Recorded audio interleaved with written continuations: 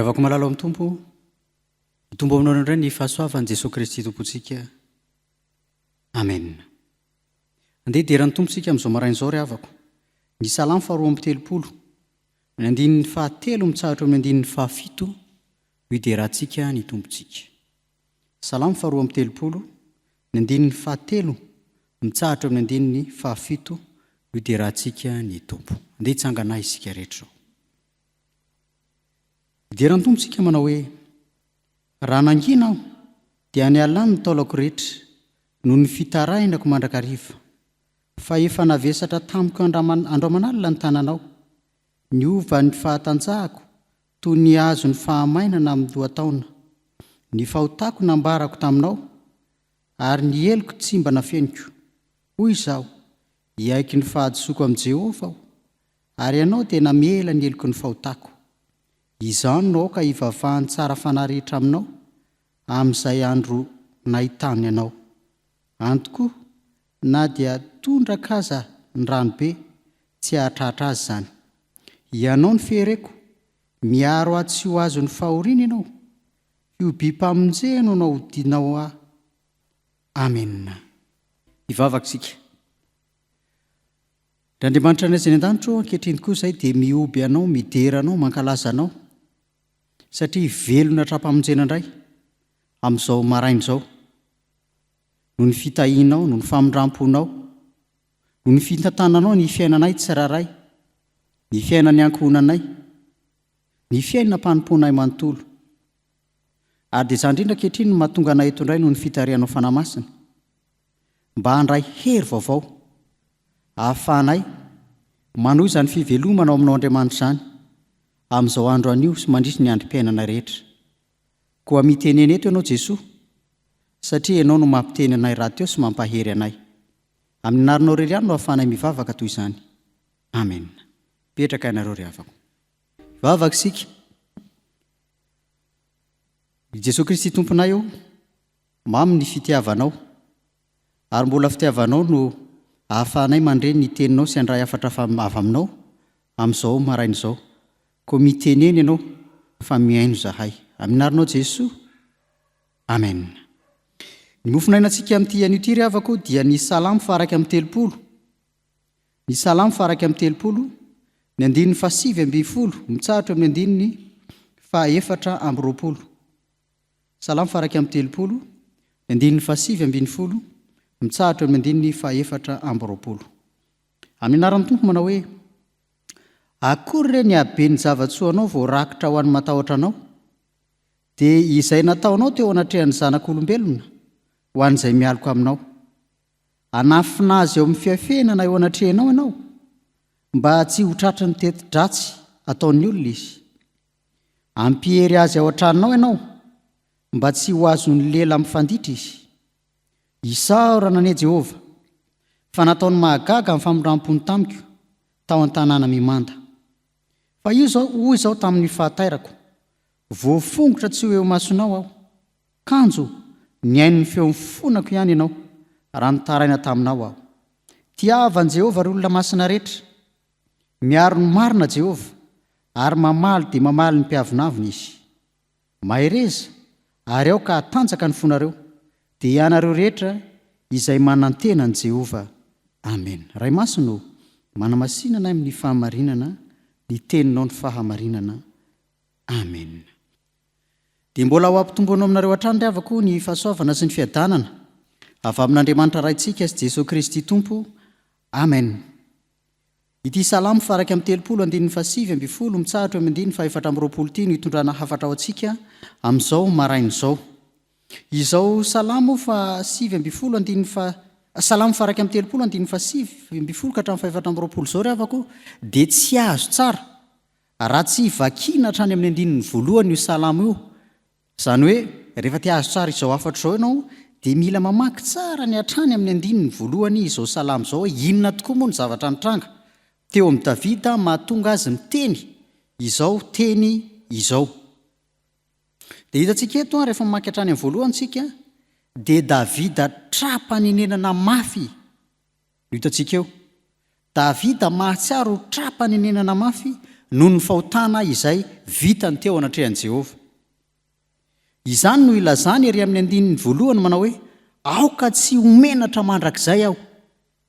Ny hevitra io tenin'i Jehova io dia satria raha ny fahotana vitany dia menatra eo anatrehan'i Jehova izy, tsy te hifanatrika amin'ny Jehova izy. Sy ny hoe eo ihany vonjeo amin'ny fahamarinanao aho, satria mahatsiaro izy ny fahadisoany teo anatrehan'Andriamanitra izy. Feno ny fahadisoany, feno ny fepetra mahadiso azy tanteraka eo anatrehan'Andriamanitra. Fa mihevitra koa Davida ry havako fa noho ny fahotany dia tsika eo aloha ihany dia adinon'Andriamanitra tanteraka ny momba azy. Zay ny fiheviny, adinon'Andriamanitra tanteraka ny momba azy.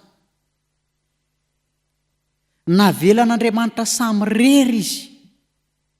Eo amin'ny andininy 10 mitsahatra, eo amin'ny andininy 17 no mitantara izany.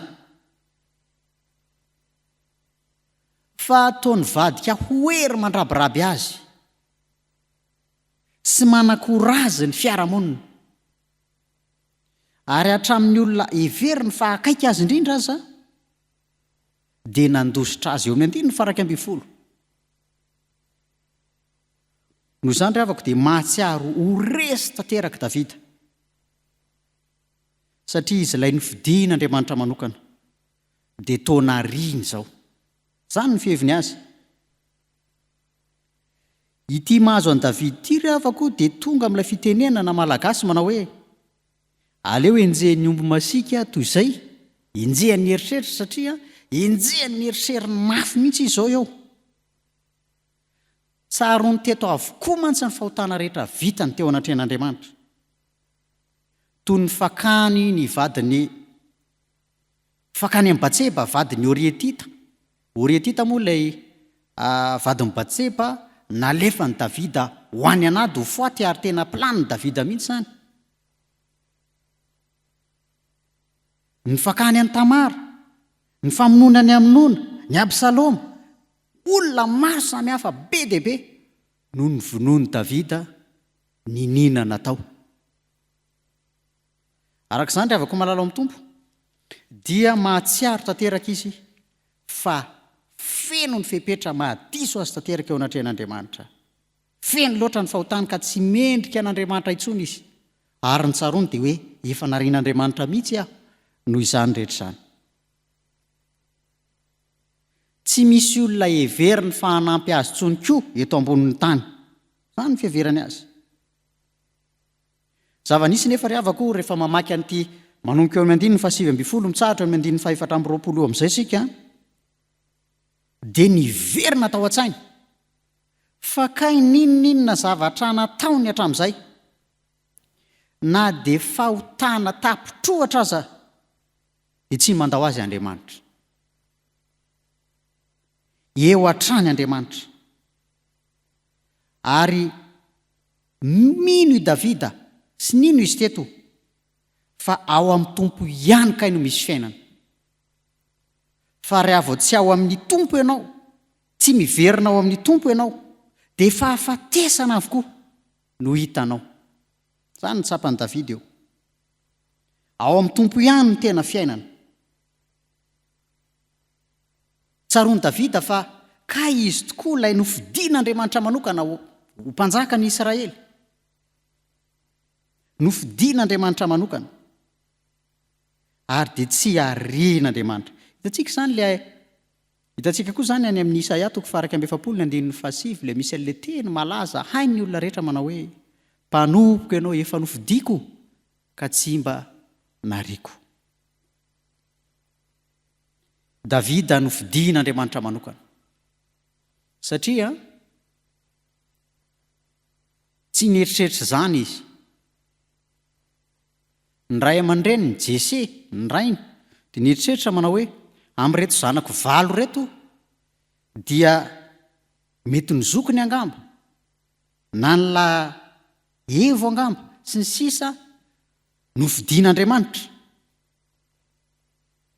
Fa Davida ilay faralahy, Davida ilay tao voilikilika teo anivon'ny fianakaviana, teo anivon'ny ankohonana nisy azy, no nofidian'Andriamanitra. Tsaroany Davida avokoa zany. Tsarovany fa arovan'Andriamanitra ka izy. Narovan'Andriamanitra ka izy. Teo ambany elatr'Andriamanitra ka izy. No zany rehavako malala dia ndehany tamin'ny tenitsika izao ankehitriny manao hoe raha izaho ty sy ny lasako, ny fahotana izay niniko natao sy ireo tsy niniko, tsy voisako zany rehetrarehetra zany, motsy toan'i Davida koa vaho, ka tokony hanenina mafy eo anatrehan'Andriamanitra tamin'izany fahotana vitako izany. Ao anatin'izany dia aza mampitahantsika amin'ny Davida, ka amina mariteny isika manao hoe ny any Davida kosa efa tsy rariny, fa ny kelikely ihany, fa tsy misy fahotana mahavelona fa mahafaty avokoa ny fahotana rehetra. O Jesoa, izay rehetra tezitra amin'ny rahalahiny dia mendrika ho elohina amin'ny fitsarana, ary nazovy no hanao amin'ny rahalahiny hoe olom-pona, zany hoe olona tsy misy dikany, dia miendrika ho elohina amin'ny sinedriona. Ary nazovy no hanao amin'ny rahalahiny hoe fokelahy, dia miendrika ho amin'ny elo mirehatra-afo. Mateo 5:22 no misy an'izany. Noho izany izay heverin'ny olona ho fahotana kely indrindra io ny fiainany dia mahafaty azy zany. Ary zany lazako hoe raha vao tsy tena ao amin'i Jehovah isika, raha tsy ao amin'Andriamanitra isika, tsy mialika eo anatrehan'Andriamanitra isika, dia mahafaty avokoa ny zavatra rehetra misy eto amin'izao tontolo izao. Fahafatesana avokoa zany. Ao amin'Andriamanitra ihany no misy fiainana. Aza mandanja ny fahotan'ny hafa fa ny anjaranao sy ny momba anao jerena manokana. Ary tsy anjaranao raha teo zany mandanja ny fahotan'ny hafa zany. Hoe ianona kosa tena mpanota matevi-koditra mihitsy, tsy mba mihoatra na sy ny sisa. Fa raha izany ataontsika dia mitovy amin'ny ankamaroany fariseo ihany isika. Manamary tena matetika. Ny ilain'Andriamanitra aminao rehavako dia izao, ny miaiky ny elikao toy an'i Davida eto. Arak'izao 7:20 mitsahatra amin'ny 4:20 izao. Davida eto dia efa tsy ilay tao anatin'ny alahelo lalina teo aloha eto amin'izao perikopantsika izao, fa efa mahatsiaro izy ny famonjen'Andriamanitra azy, ka mirana ravoravo maivana eo anatrehan'Andriamanitra, maivana ny fiheverany tenany. Ny antony dia voavela ny elony, ary mbola amafisiny Davida zany teo amin'ilay salamo vakiantsika. Ny salamo 2:3 mandrapatonga ny 7 teo. Davida mahatsiaro voavela eloka teo anatrehan'Andriamanitra, ka dia maivana izy zao. Ny antony dravako dia izao, nolazainy tamin'Andriamanitra avokoa ny fahotany hatramin'ny miafina rehetra, hatramin'ny miafina indrindra, izay toa tsy tsaroany saina aza dia ny fonany teo anatrehan'Andriamanitra. Manao koa ry havako, ankehitriny dia lazao eo anatrehan'Andriamanitra ny hotanao miafina indrindra mba hoe sorona hatramin'ny fakany zany. Ireto ane zany reto zany hota miafina izay toa tsy tsaroany zany. So dia mbola miavinavina kely ihany ianao ny fiainanao eny, ka tenenan'ny olona eny ny olona iny koa mba miavinavina, na indraindray iny olona iny miavinavina kely, toa tsy tsaroanao akory zany, nefa dia verina fa fahotany eo anatrehan'Andriamanitra. So dia mbola manana alahelo amin'ny hafa ihany ianao, na nanan'ny olona alahelo koa. Fahotany eo anatrehan'Andriamanitra zany. Isika zany fahotana madinidinika zany zay toa voasarotsarona na sarotsaromantsika matetika amin'ny fampipovavahana isan'andro hatrehantsika toy izao maraim-baovao izao, ny fampipovavahana alady, ny fanompoana any amin'ny sampana. Nefa reny dia mandehandeha ho azy eny, tsy mety afaka fa raiky tapisaka eo amin'ny fiainana. So mbola mandaingandainga indraindray kely, tsika an'izany, indraindray kely, amin'ny vady, amin'ny zanaka, amin'ny mpiray-tam-po, amin'ny mpiara-miasa, ataoko hoe indraindray kely. Sao dia mbola misy zany lay fakam-pahotana tsy mety afaka ao amin'ny fiainantsika. Mila hifonana eo anatrehan'Andriamanitra zany. Mila hibaboana eo anatrehan'Andriamanitra zany, toa ny an'i Davida. Fa raha manao izany tsika dia ho maivana toa an'i Davida eto amin'ity perikopa ity. Sao mantsy raiky tapisaka eo amin'ny fiainantsika ireny ka anjary ho fahafatesana ao antsika koa eo amin'ny fiaitrentsika ny fiainantsika. Fa zao ry havako, eo amin'ity perikopy ity, satria Davida eto dia mijoro vavolombelona ny amin'ny nanafahan'Andriamanitra azy. Iverina fa io perikopy io dia tsy mitohy tanteraka hoe tsy tamin'ny fotoana anankiray, fa nandritra ny fotoana lavo Davida dia nanenina teo anatrehan'Andriamanitra. Ary nisy fotoana amin'izay dia izay nahatsiarovany ny famonjen'Andriamanitra azy dia mitohy eo amin'izay ilay izy, lay izy mijoro vavolombelona, izy efa mahery, izy efa matanjaka, izy efa mahatsiaro vao vela heloka. Io zany koa isika ry havako dia izao, rehefa mahatsiaro ho afaka tanteraka eo anatrehan'Andriamanitra amin'izay tsika noho ny fahotantsika izay nalan'Andriamanitra, ny diovin'Andriamanitra. Dia ny zavatra misy ohatra nataon'i Davida eo dia mampahery ny hafa amin'izay izy, mampahery ny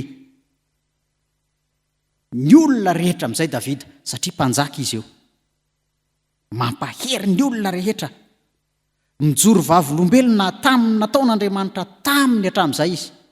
Fa teo anatrehan'ny fahotana lalina izay vitany dia mbola nafahan'Andriamanitra tamin'izany ihany izy, mbola navelan'Andriamanitra hatraminy elony. Zavatra misy amintsika kristiana ry havako dia raha vao fahazarana fotsiny ity mivavaka isan'andro isan'andro ity dia vao mainka hampozina ao antsika, satria marobe ny zavatra miafokafona any izay tsy voavoaka antsika eo anatrehan'Andriamanitra satria fahazarana. Ny fahazarana mantsy dia tsy mahatonga intsony ny fikarohan'ny saina. Ny fahazarana dia lasa lalan-dririnina mandeha lala-masaka fotsiny ka tsy mahajery intsony ny manodidina. Iny na ny eo akaikinao aza mety tsy ho hitanao intsony noho ny fahazarana. Fahazarany ratsy zany ny tiany ho tenenina eto, fa tsy ny fahazarana tsara akory. Noho izany ry havako, mba hialantsika amin'ireny io fahazarantsika isan'andro io dia mila miverina tanteraka ao amin'Andriamanitra mihitsy tsika, mitsotra amin'Andriamanitra ny karazam-pahotantsika madinika mba hanafahan'Andriamantsika amin'ireny fakam-pahotana madinika ireny. Ny fieritreretan'ny olona tsika dia olona tena mpivavaka be mihitsy. Tsy misy mpivavaka toa antsika, fa indraindray eo iaho misy an'izany karazana fakam-pahotana izany miraikitra ao anatintsika ao, tsy mety hafaka. Dia aoka handinika ny tenantsika tsiraray avy sika hoe manahoana tokoa moa inona ny fakam-pahotana mbola tavela eo amin'ny fiainako, ka tokony hitsorako ao amin'Andriamanitra toa ny Davida koa mba hanafahan'Andriamanitra amin'izany. Ary rehefa mahatsiaro ho afaka amin'izany sika dia mampahereza amin'izay ny hafa, satria hananantsika ny hery rehetra ahafahantsika mampahery ny hafa. Mijoroa vavolombelona toy ny nataon'i Davida, torio ny filazantsara toy ny nataon'i Jesosy Kristy. Ary Jesosy dia mihevitra fa rehefa tena mitoro ny filazantsara tsika dia mahavita asa lehibe mihoatra noho ny nataony teto ambonin'ny tany aza isika. N'Andriamanitra ny voninahitra ry havako, izany teny izany kosa soa ny tena sy ny fanahintsika tsiraray avy. Amen. Vavaka isika. Andriamanitra ao misaotra anao indray izay noho ny tamin'ity marain'ity, nahafahanay nandray ny teninao, ary tsy hoe nandray fotsiny fa nianatra koa izany teninao izany, satria izay tokoa raha tsy mamotsipotsitra ny fahotanay manontolo eo anatrehanao, mitanisy zany atsipriany eo anatrehanao satria manana fotoana anaovana izany izay, dia mbola misy fakam-pahotana ihany tavela eo amin'ny fiainana eo, ka tonga anay tsy ho tafaray aminao Andriamanitra, aminao Jesosy Kristy ilay tompo sy mpamela ny elokay.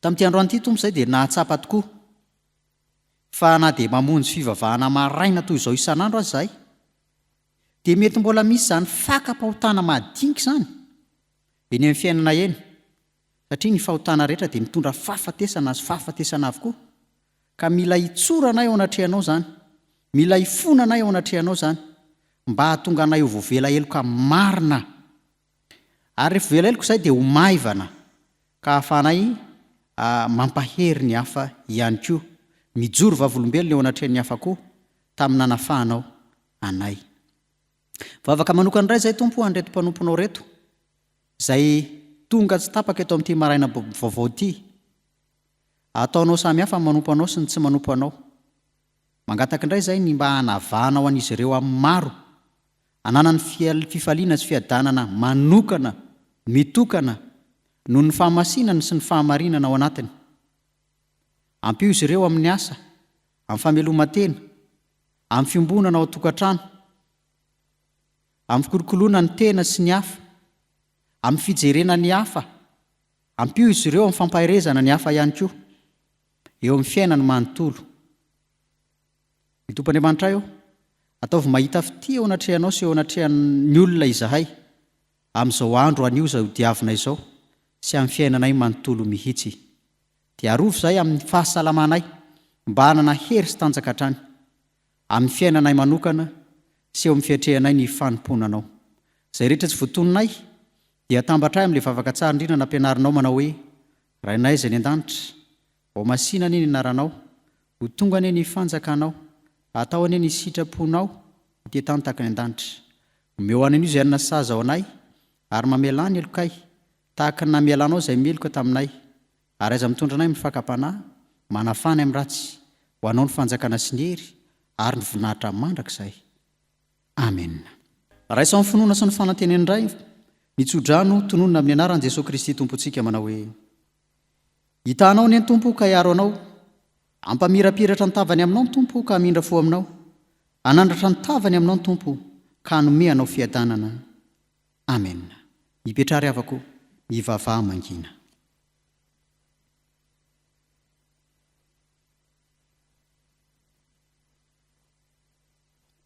ho an'Andriamanitra rery ny voninahitra amin'ny anaran'ny Ray sy ny Zanaka ary ny fanamasina amen